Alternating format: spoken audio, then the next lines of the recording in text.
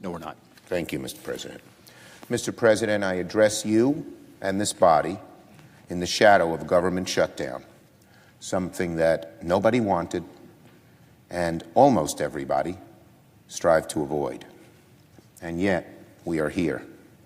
The CR last night barely received 50 votes, let alone the necessary 60. Several Republicans joined Democrats in rejecting the House continuing resolution, which hurts our military, does nothing for urgent domestic priorities like opioids, veterans, and pensions, nothing on disaster relief, and of course, nothing on the immigration issues we have a real urgency to solve. It just kicked the can down the road one more shameful time. I believe it was the fourth time that we've done that. My Republican friends speak often of the damage done to our military by lurching from continuing resolution to continuing resolution. We Democrats agree. That's why we offered Secretary Mattis his full budget request, something I offered yesterday in the White House to President Trump as well.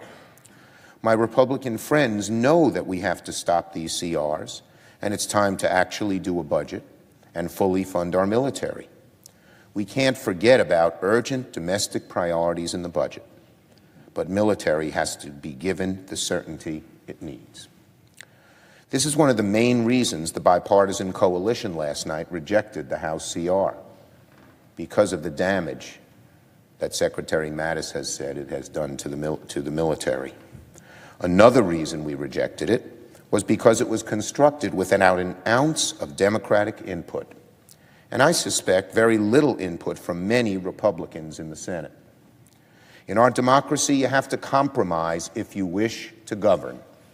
That's how our founding fathers designed our government to operate. And yet, time and time again, the Republican leader believes he can drop legislation on the floor, say take it or leave it, and then gear up the machines of partisan war if we decide to leave it. The leader crafts a partisan approach without consulting us, and then tries to blame us for not going along. That kind of behavior would not pass in any part of civil society. It would be called bullying. We are happy and eager to compromise, but we will not be bullied. The most important point is this. The Republicans control the White House, the Senate, the House. That's why America and the world are calling this shutdown the Trump shutdown. It's the President and congressional Republicans' responsibility to govern. It's their responsibility to keep the doors open and the lights on around here. But the Republican leadership can't get a tumultuous president on board with anything, and they don't offer us any compromises on their own. The breakdown of compromise is poisoning this Congress, and it all springs from President Trump. He's turned blowing up bipartisan agreements into an art form. The president can't take yes for an answer. Twice in this long debate, President Trump walked away from partisan deals to solve all of the issues before us. A week ago last Tuesday, President Trump appealed to Congress on national television to come up with a deal, and he said he'd sign it. He'd sign whatever Congress sent him. He said he'd take the heat for it. But when a bipartisan group of senators, led by Senators Graham and Senator Durbin, brought him that compromise, he blew it up in a volcanic meeting at the White House. The same script played out with myself and the President yesterday. The President called me in the morning and asked that I come to the White House, and of course I accepted. We had an extensive and serious negotiation about every single outstanding issue. We came close to a tentative agreement on the budget after I offered the Pentagon's full budget request. On the thorniest issue of immigration, the President said many times he would take a deal that included DACA in exchange for the wall. I put that deal on the table in the Oval Office in a sincere effort at compromise. I put the wall on the table in exchange for strong DACA protections in the Graham-Durbin Compromise. It was a generous offer, and I believe President Trump was inclined to accept it and was willing to do a very short-term CR, he suggested Tuesday night, in order to get the deal finalized. Hours later, I got a phone call telling me this is not good enough. First from the president, saying, "I hear it's 3 weeks." I said, "No one told me about that. That's not what we discussed." And then a few hours later, "Well, we want what you've offered and 4 or 5 more things," which they knew were unpalatable to Democrats, but appeased the hard-right anti-immigration wing of the Republican Party. The bottom line is simple. President Trump just can't take yes for an answer. He's rejected not 1, but 2 viable bipartisan deals, including one in which I put his most prominent campaign pledge on the table.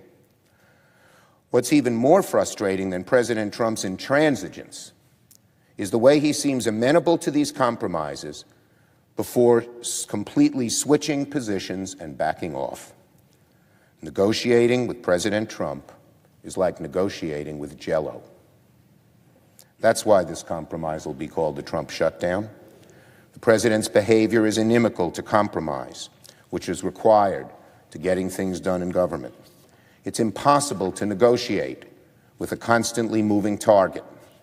Leader McConnell has found that out. Speaker Ryan has found that out. And I have found that out. Now, Republican leaders refuse to move ahead without President Trump. And President Trump is so mercurial, it's been impossible to get him to agree to anything.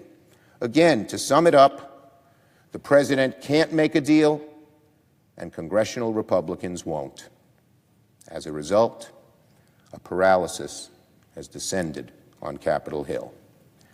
As Donald Trump said in 2011, if there's a shutdown, I think it would be a tremendously negative mark on the President of the United States. He's the one that has to get people together. That's President Trump's quote, then, 2011. Getting people together, that's just about the opposite of what he's done in these negotiations. So on the 1-year anniversary of President Trump's inauguration, today, his government has closed its door to the American people, and he hardly seems to care. Early on, he said our country could, quote, use a good shutdown. Today, he tweeted, "This is the 1-year anniversary of my presidency, and the Democrats wanted to give me a nice present."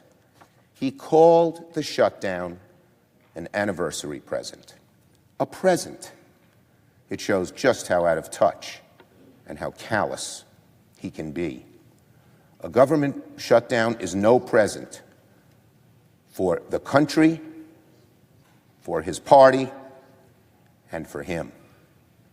And it's entirely the president's doing. The only way out of this is for the president to take yes for an answer, to accept a bipartisan compromise we bring him. So we, on our side, will keep trying. Last night I suggested the 4 leaders and President Trump meet immediately to sort all this out. I still hope we can do that. Otherwise, this Trump shutdown could go on longer than anyone wants it to. I yield the floor. The Senator from Tennessee. Mr. President, the Democratic leader and the assistant leader know my great respect for them. In fact, I spent a good deal of time with the